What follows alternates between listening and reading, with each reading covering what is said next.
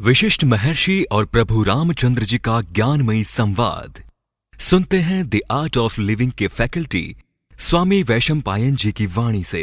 अगर आपने अभी तक इस चैनल को सब्सक्राइब नहीं किया है तो इसे जरूर सब्सक्राइब करें और सब्सक्राइब करने के बाद बेल आइकन को भी जरूर दबाएं। जय गुरुदेव। योग वशिष्ठ के अगले एपिसोड में आप सबका स्वागत है। पिछले एपिसोड में एक बहुत ही सुंदर उदाहरण महर्षि वशिष्ठ जी ने दिया था कि मिट्टी में भी सोना होता है, लेकिन अज्ञानता की वजह से जब हमें पता नहीं है वो सोना है, तब तक तो हमारे लिए वह मिट्टी ही है। जिस पल हमें पता चल गया तो वह मिट्टी सोना बन जाती है और फिर ब्रह्म हम ही है। ये पता चलने के बाद फिर क्या क्या अभिव्यक्तियाँ होती है वो सारा हमने पिछले एपिसोड में देखा था। आगे उस चर्चा को बढ़ाते हैं। वशिष्ठ जी ने आगे कहा, सत्य सर्वव्यापक है और उद्देश्य विहीन विशुद्ध चेतना है। इसे ही आत्मा, ब्रह्म, सत्ता, सत्य, व्यवस्था और शुद्ध ज्ञान कहते हैं। सत्य सर्वव्यापक है, सर्वत्र है, ब्रह्म की तरह।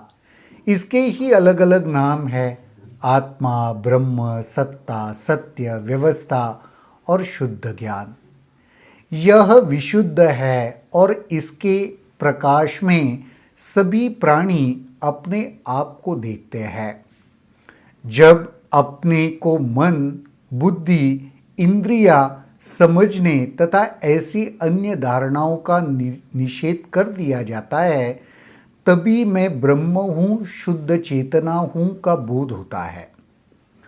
नॉर्मली हम अपने आप को बुद्धि, चित्त, अहंकार या इंद्रिया समझ बैठते हैं, और जब ये सारी धारणाएं हमारे भीतर प्रस्थापित रहती है तब तक हमें पता नहीं चलता कि मैं भी ब्रह्म हूँ। जैसे ये सारी धारणाएं हट जाएगी तब पता चलता है कि मैं तो ब्रह्म हूँ। मैं अनश्वर चेतना या ब्रह्म हूँ, जिसके प्रकाश में सभी तत्व और संपूर्ण ब्रह्मांड प्रकाशित होता है।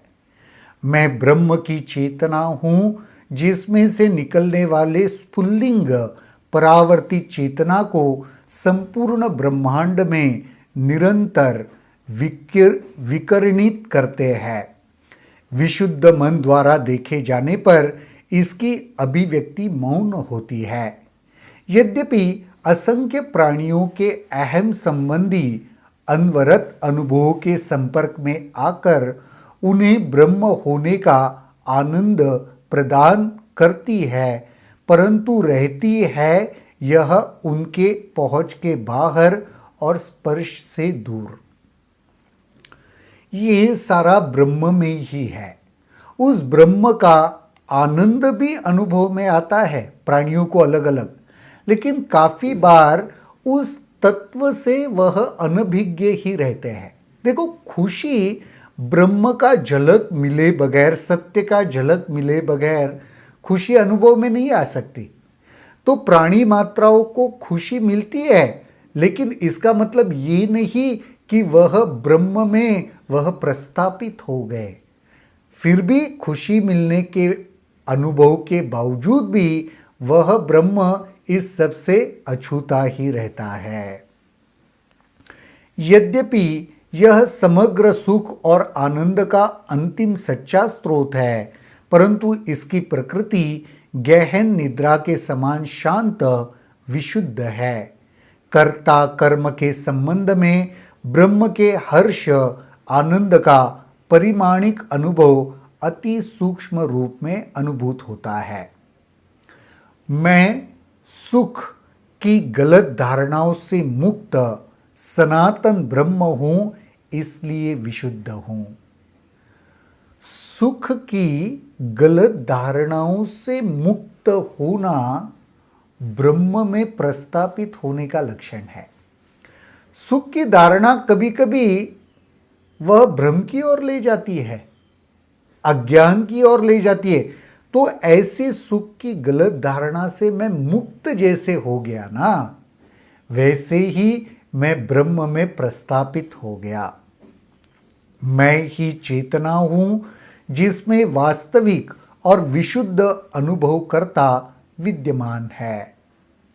मैं ही चेतना हूं और वास्तविक जो अनुभव करता है, विशुद्ध अनुभव करता है, वो इस चेतना में ही विद्यमान है।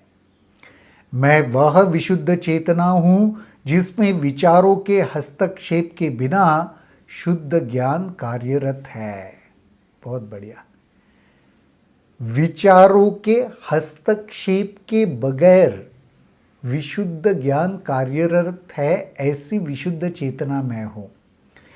विचार आते ही रहते हैं, विचार हस्तक्षेप करते ही रहते हैं, लेकिन विचारों का हस्तक्षेप नहीं है, ऐसी विशुद्ध चेतना मैं हूं जहां पे शुद्ध ज्ञान कार्यरत है। मैं ब्रह्म हूं जो प्रबुद्ध ऊर्जा के रूप में सभी तत्वों, धरती, आकाश, अग्नि आदि में क्रियाशील है। मैं वही विशुद्ध चेतना हूं जो विभिन्न फलों में विशेष स्वाद के रूप में प्रकट होती है। सारे इन पंच तत्वों में भी मैं ही हूं, वही विशुद्ध चेतना है। सारे स्वाद में भी ये पंच जैसे तत्वों में है, पंच इंद्रियों में भी मैं ही वही विशुद्ध सत्ता वहां पे प्रस्थापित है। मैं अपरिवर्तनशील ब्रह्म हूं जिसका बोध इच्छा पूर्ति के फलस्वरूप होने वाले हर्ष और इच्छा की पूर्ति न होने वाले विषाद से ऊपर उठने पर होता है। कोई भी फल का, कोई भी चीज का फल मुझे मिलने के बाद जो हर्ष होता है या न मिलने से विषाद होता है, इसके ऊपर जो स्तर पे उठ चुका है ना, वह अपरिवर्तनशील ऐसा बोध ब्रह्म का मैं हूं, ये कह रहे। जब सूर्य चमकता है तो संसार के पदार्थ उसके प्रकाश में दिखाई देते हैं। मैं इन दोनों के बीच की विशुद्ध चेतना हूं जो प्रकाश का आत्मा भी है और प्रकाशित होने वाले पदार्थ का आत्मा भी है। बहुत बढ़िया। ब्रह्म कैसा है? सूर्य के प्रकाश में वस्तु दिखती है, तो सूर्य के भीतर जो प्रकाशित होने वाला गुण है वो भी मैं हूं, वह ब्रह्म तत्व।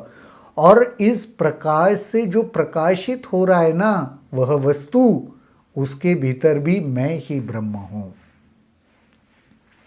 मैं वह विशुद्ध आत्मा हूं, ब्रह्म हूं जो जागृत, स्वप्न और गहरी निद्रा के स्थितियों में अक्षुण्ण रूप से विराजमान रहती है।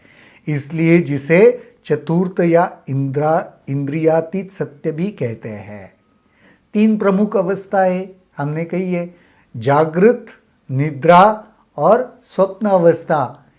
इन अवस्थाओं में सब में मैं हूं और उसके परे भी हूं, इसलिए तुर्यातीत चतुर्थ अवस्था में मैं हूं वो ब्रह्म। जिस प्रकार सैकड़ों विभिन्न खेतों में उपजे गन्नों के रस की मिठास का स्वाद एक सा रहता है, उसी प्रकार प्राणियों में निवास करने वाली चेतना भी एक ही है और वह चेतना मैं हूं।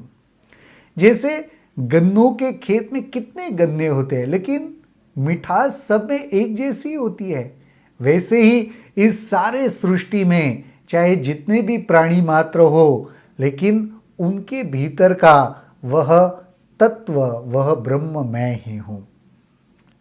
मैं वह चित शक्ति हूं जो ब्रह्मांड से अधिक व्यापक है, परंतु सूक्ष्मतम आणविक कण से भी सूक्ष्म है, इसलिए अदृश्य भी है। मैं वह चेतन हूं जो मक्खन की तरह दूध के कण कण में व्याप्त हूं और जिसकी वास्तविक प्रकृति ही अनुभवकर्ता की है। तो ये पूरे ब्रह्मांड में, सृष्टि में मैं व्याप्त हूं, लेकिन सूक्ष्म से सूक्ष्म कणों में भी मैं हूं। तो मेरी यह जो सत्ता है वो समझना कितनी व्यापक है।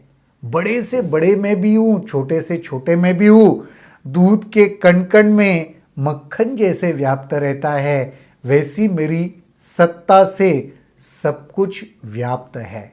बहुत ही सुंदर ब्रह्म का, चेतना का यहाँ पे विश्लेषण किया है। आज के एपिसोड में तो यहीं पर रुकते हैं, अगले एपिसोड में देखते हैं और इस बारे में क्या चर्चा होती है। तब तक जय गुरुदेव। अगर आपके इस वीडियो को लेकर कुछ सवाल हैं तो कमेंट सेक्शन में जरूर लिखें, जिसके ऊपर हम आने वाले वीडियोस में चर्चा करेंगे।